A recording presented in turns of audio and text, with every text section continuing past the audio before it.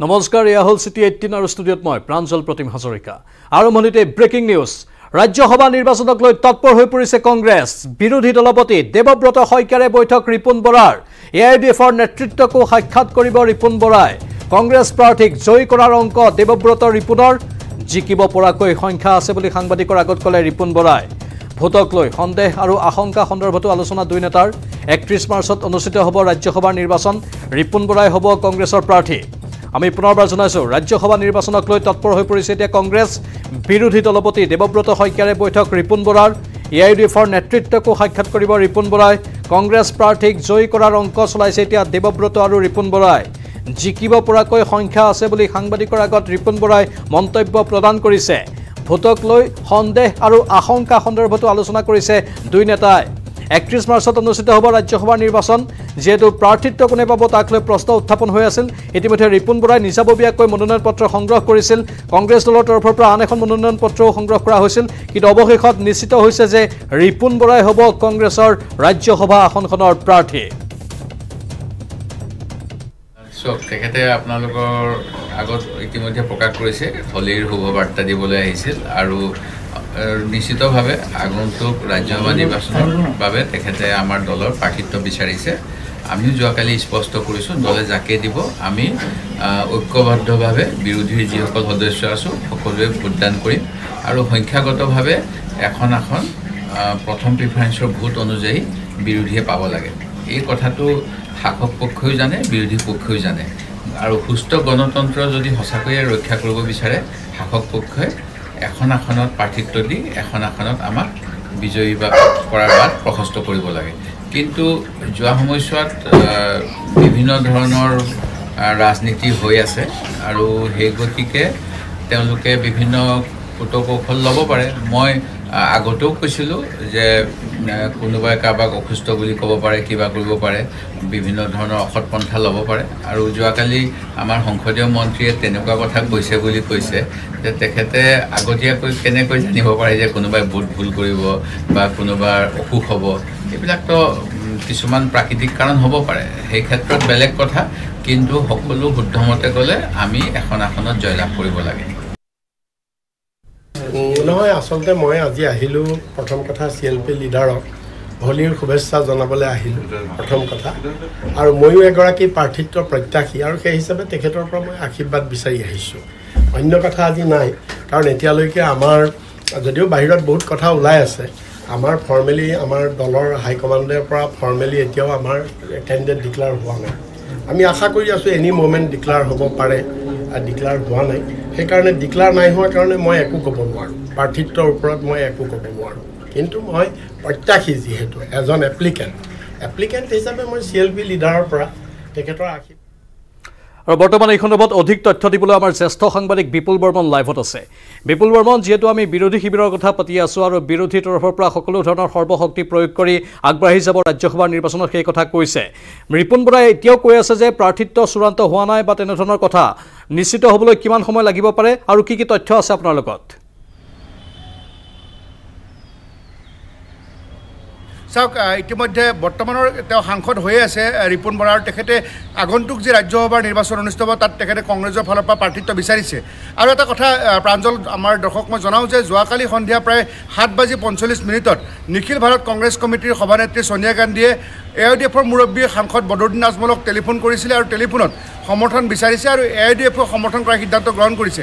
তেনে কথা আজি আমাক জনাইছে AIDFৰ সাধাৰণ সম্পাদক কৰিমুদ্দিন বৰভূঞা আৰু আমিনুল ইছলামে।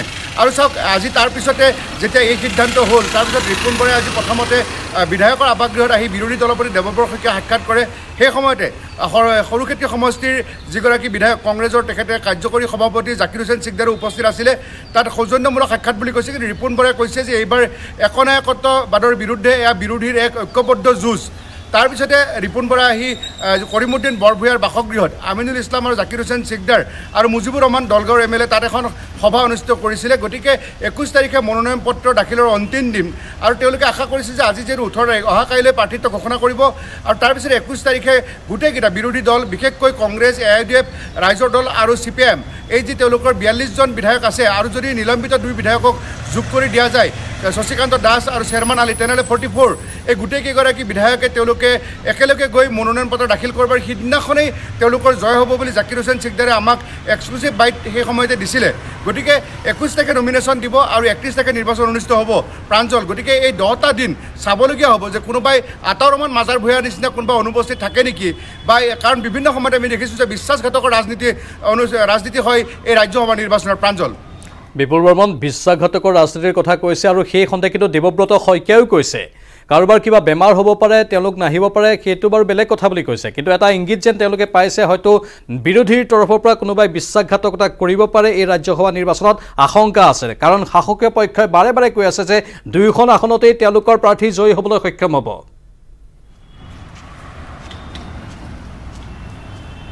চাওক যোৱাকালি অসম বিধানসভাৰ বাজেট অধিৱেশন চলি আছিল সেই সময়তে সংসদীয় পৰিক্ৰমাৰ মন্ত্ৰী জলসম্পদ মন্ত্ৰী জনসংযোগ মন্ত্ৰী পীযুষ হাজৰিকাই কৈছিলে যে বিৰোধী পক্ষৰ কেইবাজনৰো গা বেয়া হ'ব আৰু বহুতে অনুপস্থিত থাকিব তাৰে প্ৰত্যুত্তৰত দেৱব্ৰত শইকীয়াই কৈছে বা ৰিপুণ বৰাই কৈছিলে যে অকল আমাৰ কংগ্ৰেছ বা বিৰোধীৰে কিয় গা বেয়া হ'ব শাসক পক্ষৰো গা বেয়া হ'ব পাৰে মুঠৰ ওপৰত বিৰোধী প্ৰাৰ্থী জয় হ'ব বুলি তেওঁলোকে কৈছে সেইটো হ'ল প্ৰথম কথা আৰু প্ৰাঞ্জল দ্বিতীয় কথা হ'ল ইয়াৰ আগত অসম বিধানসভাৰ ইতিহাসে কয় যেতিয়া হিমন্ত বিশ্ব শৰ্মা ৰকিবুল হুছেইন কংগ্ৰেছত আছিলে তেতিয়া বহুতকে ৰুমিনাথ কাৰ্তিক সেন সিনহা তাৰপিছত আপোনাৰ আতাউৰ ৰহমান মাজাৰ ভূঞা বা আপোনাৰ অন্যান্য আপোনাৰ অভিজিৎ হাজৰিকা ৰসুল হক বাহাদুৰ আব্দুল আজিজ আব্দুল জব্বৰ এই ধৰণৰ বিধায়কসকলক তেওঁলোকে ক্ৰয় কৰি হৰ্চ ট্ৰেডিং কৰাইছিলে আৰু সেই বিধায়কসকলে পুনৰ পিছৰবাৰ বিশ্বাসঘাত কৰাৰ বাবে সমষ্টিবিলাকৰ পৰা জয়লাভ কৰি আহিব পৰা নাছিলে গতিকে ৰাজ্যসভাৰ নিৰ্বাচনত যে ক্ৰছ ভোট কৰি যে ৰোখত পৰে ৰাইজৰ তেনে কথা উদাহৰণ আছে আৰু সেই কথাবিলাককে এতিয়া বিৰোধীয়ে কৈছে যে আমাৰ যি 44 আছে এওঁলোকে বিৰোধী পক্ষতে ভোটদান কৰিব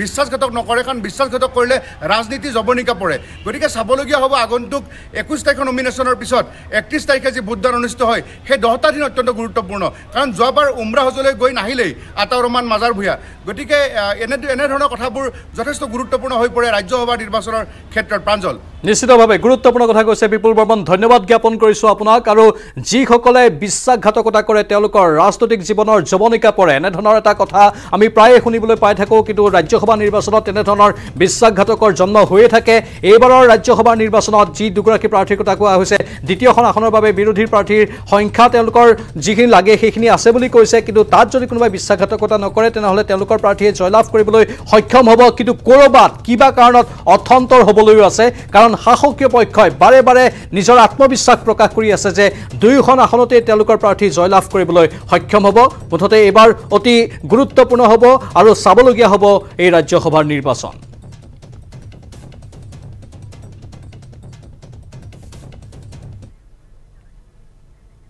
পৰৱৰ্তী বাতৰি উত্তৰ গুৱাহাটীৰ দৌল গোবিন্দ মন্দিৰত মুখ্যমন্ত্ৰী উপস্থিত হৈছে তাত দৌল মহোৎসৱ চলি আছে আমি পোনপটীয়া সম্প্ৰচাৰ আপোনালোকৰ বাবে আগবঢ়াইছোঁ দৌল গোবিন্দ মন্দিৰৰ পৰা এয়া পোনপটীয়া সম্প্ৰচাৰ মুখ্যমন্ত্ৰী হিমন্ত বিশ্ব শৰ্মা বৰ্তমান দৌল গোবিন্দ মন্দিৰত উপস্থিত হৈছে আৰু ব্যাপক নিৰাপত্তা বেষ্টনী গঢ়ি তোলা হৈছে লগতে ভক্তসকলক দেখা গৈছে আৰু হিমন্ত বিশ্ব শৰ্মাৰ অনুৰাগীসকলকো তাত দেখা গৈছে এয়া উত্তৰ গুৱাহাটীৰ দৌল গোবিন্দ মন্দিৰৰ পৰা পোনপটীয়া সম্প্ৰচাৰ আমি দেখুৱাইছোঁ য'ত উপস্থিত হৈছে মুখ্যমন্ত্ৰী হিমন্ত বিশ্ব শৰ্মা দৌল মহোৎসৱ চলি আছে তাত আৰু দৌল মহোৎসৱত অংশ ল'বলৈ মুখ্যমন্ত্ৰী হিমন্ত বিশ্ব শৰ্মা তাত গৈ উপস্থিত হৈছে আপোনালোকে দৃশ্যসমূহ প্ৰত্যক্ষ কৰিছে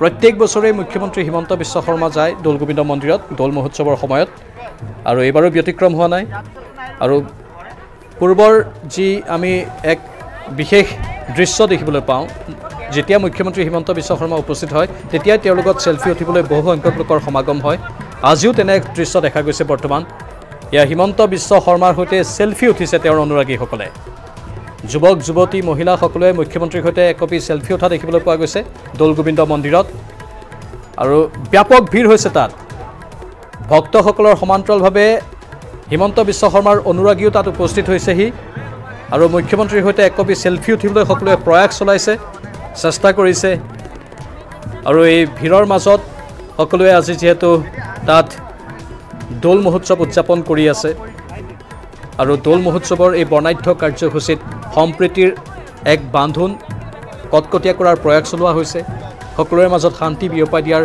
প্ৰয়াস চলোৱা হৈছে আৰু আজি মুখ্যমন্ত্ৰীগৰাকীয়ে নিজেই গৈ ভগৱানৰ আশীষ ল'লে এই দৌল মহোৎসৱত অংশগ্ৰহণ কৰিলে আৰু এই মুহূৰ্তত মুখ্যমন্ত্ৰীগৰাকী দৌল গোবিন্দ মন্দিৰৰ পৰা ওলাই আহিছে আৰু সেই সময়ত ব্যাপক ভিৰ আমি দেখিবলৈ পাইছোঁ বৰ্তমান হিমন্ত বিশ্ব শৰ্মাৰ সৈতে সেলফি উঠিছে তেওঁৰ অনুৰাগীসকলে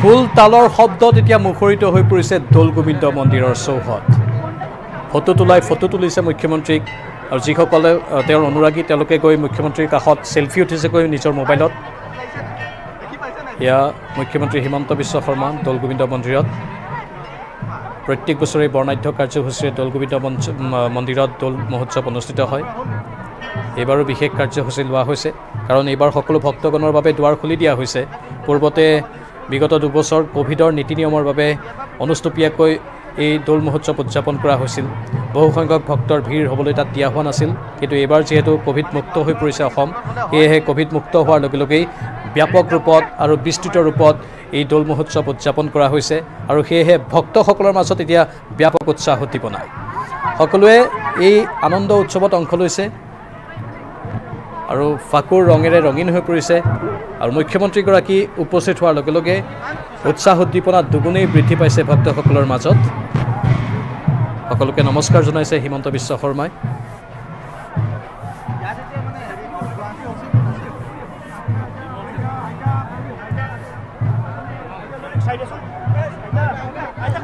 ৰাজ্যৰ বিভিন্ন প্ৰান্তৰ পৰা ভক্তসকল আহে মহাপ্ৰভু শ্ৰী শ্ৰী দৌল গোবিন্দ মন্দিৰত আৰু ইয়াৰ পৰিৱেশ আমি আপোনালোকক সামগ্ৰিক ৰূপত দেখুৱাই আছোঁ তিনিদিনীয়া কাৰ্যসূচীৰে যিহেতু দৌল গোবিন্দ মন্দিৰত এই দৌল মহোৎসৱ অনুষ্ঠিত হৈছে আৰু এই কাৰ্যসূচীত সকলো ভক্তই অংশগ্ৰহণ কৰি নিজৰ মনৰ আনন্দ প্ৰকাশ কৰিছে আৰু সকলোৱে এটাই কামনা কৰিছে ভগৱানৰ ওচৰত যাতে অসূয়া অপ্ৰীতিসমূহ নাশ হওক শান্তিময় পৰিৱেশে বিৰাজ কৰি থাকক সকলোৰে উন্নতি হওক সমাজৰ উন্নতি হওক আমাৰ সংস্কৃতিৰ বা কৃষ্টিৰ উন্নতি হওক সেয়াই এতিয়া কামনা কৰি প্ৰাৰ্থনা কৰি দৌল গোবিন্দ মন্দিৰত ভক্তসকলৰ ভিৰ আমি দেখা পাইছোঁ আৰু মুখ্যমন্ত্ৰীগৰাকী উপস্থিত হোৱাৰ এই সময়তো ব্যাপক উৎসাহ উদ্দীপনা দৰ্শকসকলৰ মাজত ভক্তসকলৰ মাজত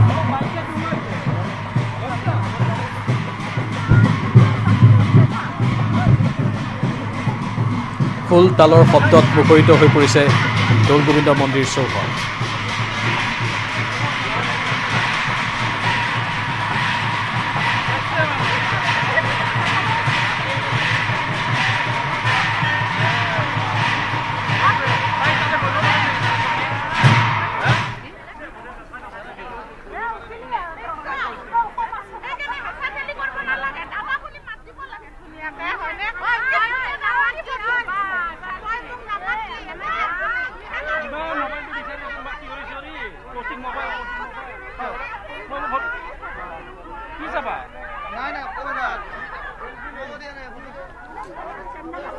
প্ৰকৃতিৰ এই ভৰ যৌৱনৰ সময়ত মানুহৰ মন প্ৰাণো উদ্বেলিত হৈ পৰে আৰু সকলোৱে লগে ভাগে এই ফল্গোৎসৱৰ আনন্দ উপভোগ কৰে আজি আমি বিভিন্ন প্ৰান্তত দেখিবলৈ পাইছোঁ ফাকুৱাৰ আনন্দ ৰাজ্যৰ ইমূৰৰ পৰা সিমূৰলৈ আমি পোনপটীয়া সম্প্ৰচাৰ আগবঢ়াই আছোঁ বৰপেটা সত্ৰলৈও আমি গৈছোঁ আজি দিনৰ ভাগত আৰু বিয়লিৰ ভাগতো যাম বৰপেটা সত্ৰত যিহেতু বৰ্ণাঢ্য কাৰ্যসূচী প্ৰত্যেক বছৰে অনুষ্ঠিত হয় যাক দেউল বুলি কোৱা হয় আৰু দৌল গোবিন্দ মন্দিৰতো একেই নীতি নিয়ম একেই প্ৰথাৰেই ভগৱান শ্ৰীকৃষ্ণৰ আৰাধনা কৰা হয় ভগৱান প্ৰভুৰ আৰাধনা কৰা হয় আৰু এই দৌল মহোৎসৱৰ সময়তেই এক অনন্য পৰিৱেশে বিৰাজ কৰে সকলোৰে মন প্ৰাণ এতিয়া আনন্দিত আৰু সকলো উৎফুল্লিত হৈ আছে আৰু তাতেই মুখ্যমন্ত্ৰীগৰাকী যেহেতু উপস্থিত হৈছে সেয়েহে এই উৎসাহ দুগুণে বৃদ্ধি পাইছে আমি পৰৱৰ্তী সময়তো এই পোনপটীয়া সম্প্ৰচাৰ আগবঢ়াই থাকিম হোলীৰ আনন্দৰ মাজতে গুৱাহাটীত এক শোকাবহ ঘটনা সংঘটিত হ'ল মালিগাঁৱত ৰেলৰ খুন্দাত নিহত হ'ল মাতৃসহ 2 সন্তান কামাখ্যা গেটৰ ৰেল লাইন পাৰ কৰাৰ সময়তে অঘটন সংঘটিত হয় ইতিমধ্যে ঘটনাস্থলীত উপস্থিত হৈ ৰেল আৰক্ষীৰ দলে সমগ্ৰ এই ঘটনাৰ তদন্ত আগবঢ়াইছে এই ঘটনাই কামাখ্যা গেটত বিৰাজ কৰে এক শোকাকুল পৰিৱেশৰ এই খবৰ গুৱাহাটীৰ কামাখ্যা গেটৰ হোলীৰ আনন্দৰ মাজতেই এক শোকাবহ ঘটনা সংঘটিত হ'ল তাত মালিগাঁৱত ৰেলৰ খুন্দাত নিহত হ'ল মাতৃসহ 2 সন্তান কামাখ্যা গেটৰ ৰেল লাইন পাৰ কৰাৰ সময়তেই এই অঘটন সংঘটিত হয় এই ঘটনাই সমগ্ৰ কামাখ্যা গেট অঞ্চলতেই এক শোকাকুল পৰিৱেশৰ সৃষ্টি কৰে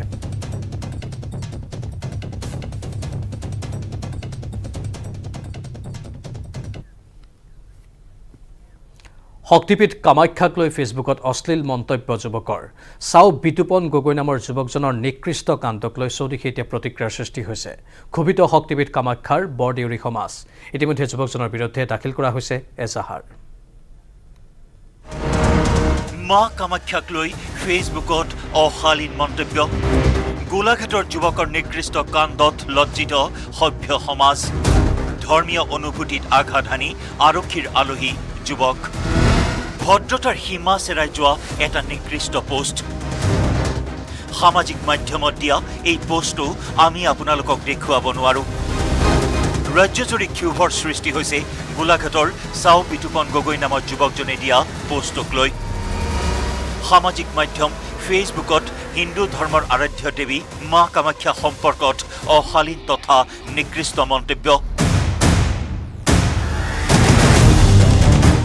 চাও বিতুপন গগৈ নামৰ এই যুৱকজনৰ বিৰুদ্ধে আজি লজ্জিত সমগ্ৰ অসমবাসী ধৰ্মীয় ভাৱাবেগত আঘাত হানি ফেচবুকত দিয়া পোষ্টৰ পিছতেই শক্তিপীঠ কামাখ্যাৰ বৰদেউৰী সমাজে এক গোচৰ ৰুজু কৰিছে যুৱকজনৰ বিৰুদ্ধে এজন যুৱকে চাও বিতুপন গগৈৰ ফেচবুক পোষ্টত দিয়া মন্তব্যৰ বিপৰীতে কৰিছিল বিতৰ্কিত তথা নিকৃষ্ট মন্তব্য এজাহাৰ দাখিল কৰাৰ পিছত শুনিবলৈ পাওঁ যে মানে পানবজাৰ থানাত তেওঁক এৰেষ্ট কৰা হৈছে এতিয়া যেহেতু থানাই এৰেষ্ট কৰিছে তেওঁক কঠোৰতা শাস্তি দিলে আমাৰ ভক্তবৃন্দই মানে এটা সুখ অনুভৱ কৰিব আৰু আমি এই ক্ষেত্ৰতে গুৱাহাটী অসম পুলিচক ধন্যবাদ জনাইছোঁ মানে লগে লগে কামটো কৰি তেওঁক এৰেষ্ট কৰিব হিন্দু ধৰ্মৰ অন্যতম আৰাধ্য দেৱী মা কামাখ্যাৰ বিষয়ে অশালীন বাক্যবান প্ৰয়োগ কৰা গোলাঘাটৰ যুৱক চাও বিতুপন গগৈক ইতিমধ্যে গোলাঘাটৰ পৰা গ্ৰেপ্তাৰ কৰি গুৱাহাটীলৈ আনিছে জালুকবাৰী আৰক্ষীয়ে হিন্দু সমাজৰ ধৰ্মীয় অনুভূতিত আঘাত হনা চাও বিতুপন গগৈক কঠোৰ শাস্তিৰ দাবী জনাইছে কামাখ্যাৰ বৰদেউৰী সমাজৰ লগতে ৰাজ্যবাসীয়ে মালিগাঁৱৰ পৰা ৰাকিবুৰ ৰহমানৰ report news 18 Assam north east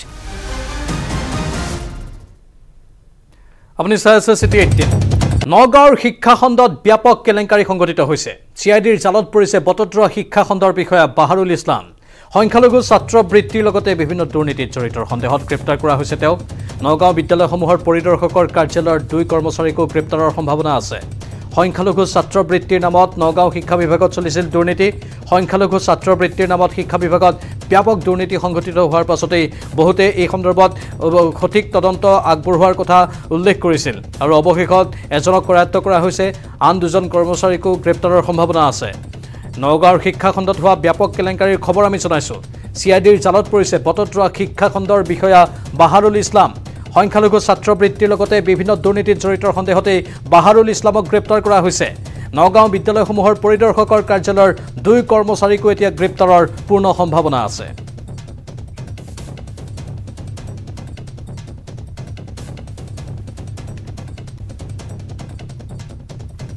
উল্লেখযোগ্য যে সংখ্যালঘু ছাত্ৰ বৃত্তিৰ নামত ব্যাপক কেলেংকাৰীৰ অভিযোগ উত্থাপন হৈছিল আৰু সমস্ত ধন কেৱল একাংশৰ পকেটত সোমাইছিল তাৰ পাছতে সমগ্ৰ ৰাজ্যজুৰি এই প্ৰশ্নটো উত্থাপন হৈছিল যে কেলেংকাৰী সংঘটিত কৰি একাংশ লোক কেনেধৰণে মুকলি আকাশৰ তলত থাকিব পাৰিছে তাৰ পাছতে তদন্ত হ'ল তদন্তৰ অন্তত এজনক কৰায়ত্ব কৰা হৈছে বাকি 2জন কৰ্মচাৰীকো গ্ৰেপ্তাৰৰ পূৰ্ণ সম্ভাৱনা আছে কাজিৰঙা ৰাষ্ট্ৰীয় উদ্যানৰ পৰ্যটন পথত মাক পোৱালি হাতীৰ এক নান্দনিক দৃশ্য পোৱালিৰ সৈতে এজনী হাতীয়ে বহু সময় টুৰিষ্ট ট্ৰেকত বিচৰণ কৰাত আবদ্ধ হৈ পৰিল কেইবাখনো বাহন মাকৰ দুগ্ধপান কৰি থকা বনৰীয়া হাতী পোৱালিৰ এই দৃশ্য দেখি ৰোমাঞ্চিত হয় বহু পৰ্যটক কাজিৰঙাৰ পথত হাতী পোৱালিৰ দুগ্ধপান দুয়োপাৰে আবদ্ধ পৰ্যটকৰ বাহন জিপছিত আবদ্ধ হৈ থকা পৰ্যটকক আওকাণ কৰি পোৱালিক ওলমাই বহু সময় বাটতে ৰৈ থাকিল গজৰাজ নান্দনিক দৃশ্য দেখি সন্মুখিত হ'ল শ শ পৰ্যটক। কিন্তু এটা সময়ত ৰৈ ৰৈ আমনি লাগিল পৰ্যটকৰ। খবৰ প্ৰায় পোৱালিৰ সৈতে হাতীটো খেদিবলৈ ঘটনাস্থলী পালেহি বনকৰ্মী, কিন্তু তাৰ পিছতো কেটকুট নাই গজৰাজৰ। পথেৰি যোৱাৰ নাম নললে মাকৰে উমলি আপোন পহৰা হোৱা পোৱালিটোৱেও। ইফালে বেলি ডুবু ডুবু অৱস্থা। ঘটনা বিষম দেখি বন বিভাগে আনিলে 2টা ঘৰচীয়া হাতী। ঘৰচীয়া হাতীৰে অৱশেষত মাউত আৰু বনকৰ্মীয়ে আঁতৰাই পঠালে পোৱালিৰ সৈতে হাতীটোক। এক ৰোমাঞ্চকৰ অভিজ্ঞতাৰ সাক্ষী হৈ অৱশেষত হোটেল কিম্বা লজ মোৱা হ'ল পৰ্যটকৰ দলটো। কাজিৰঙাৰ পৰা Bitupan Bora, news 18 Assam north east.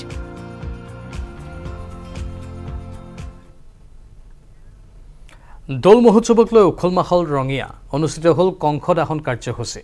শতবৰ্ষ গৰকিলে Rangia ৰাজহুৱা দৌল মহোৎসৱে।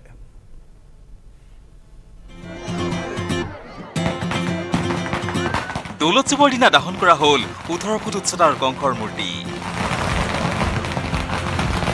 শতবৰ্ষ গৰকা উত্তৰ ৰঙিয়া ৰাজহুৱা দৌল মহোৎসৱত দেখা গ'ল কংসৰ মূৰ্তি দাহনৰ এই দৃশ্য। এই উৎসৱৰ যোগেদি সকলোৰে মাজত ভাতৃত্ববোধৰ এনাজৰী অধিক শক্তিশালী হোৱাৰ কামনা কৰিলে স্থানীয় ৰাইজে। এই অনুষ্ঠানতেই নৱনিৰ্মিত দৌল মহোৎসৱৰ সভাগৃহ উদ্বোধন কৰিলে ৰাজ্যিক বিজেপিৰ সভাপতি ভৱেশ কলিতাই। ইয়াৰ পৰা সমগ্ৰ ৰাজ্যখনৰ লগতে সমগ্ৰ হিন্দুস্তানৰ ৰাইজক মই শুভেচ্ছা জ্ঞাপন কৰিছোঁ। এই সনাতন সংস্কৃতি যে আমাৰ পৰম্পৰা, এই পৰম্পৰাই সমাজখনক আৰু একত্ৰিত কৰি ৰাখিব, সমাজখন আগবাঢ়ি যাব আৰু প্ৰভু কৃষ্ণৰ আশীৰ্বাদত সকলোবোৰতে সুখ শান্তি সমৃদ্ধি আহিব। তাকে আজি মংগলময় মুহূৰ্তত মই কামনা কৰিছোঁ। ৰঙিয়াৰ পৰা Inamul Islam, news 18 Assam north east. এবাৰ বন দস্যুৰ বিৰুদ্ধে তৎপৰ হৈ পৰিছে বন বিভাগ। একেদিনাই 3 ঠাইত চলিল অভিযান। সোণাৰীত কাঠ কাটি থকা দুৰ্বৃত্তলৈ গুলীচালনা কৰিলে বনকৰ্মীয়ে।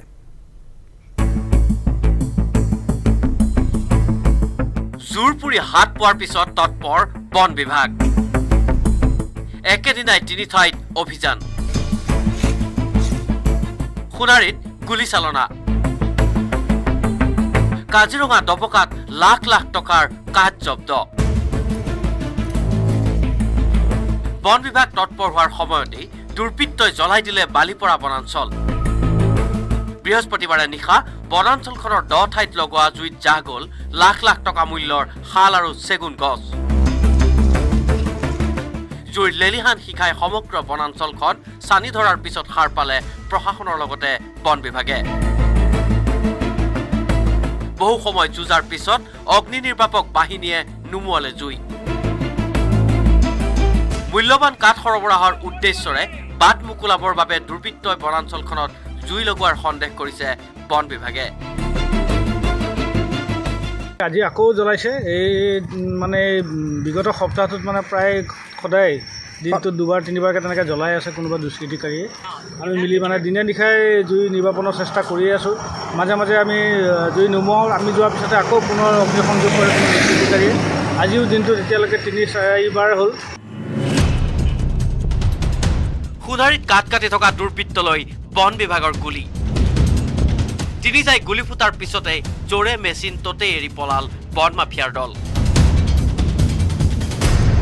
বৰহাট দফলাৰ পৰা বন বিভাগে কাঠ কটা মেচিনসহ জব্দ কৰিলে কেইবা লাখ টকাৰ মূল্যৱান কাঠ।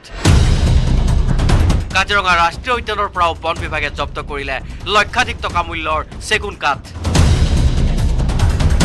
কাজিৰঙা সংলগ্ন কাৰ্বি পাহাৰৰ সেউজীয়া বন ধ্বংস কৰা দলটোৰ বিৰুদ্ধে বন বিভাগে অব্যাহত ৰাখিছে অভিযান।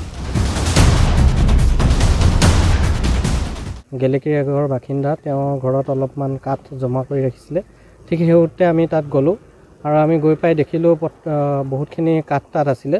তো সেই গোটেই কাঠখিনি আমি জব্দ কৰি অনা হৈছে কহৰা বনাঞ্চলৰ হেডকোৱাৰ্টাৰলৈ আৰু তাৰ এগেইনষ্টত এটা কেছ ৰুজু কৰা হৈছে আৰু ইনকুৱাৰী কৰি থকা হৈছে। তো তাত মিক্স আছে, চেগুন আছে, কঁঠাল আছে, এনেকৈ মিক্স হৈ আছে।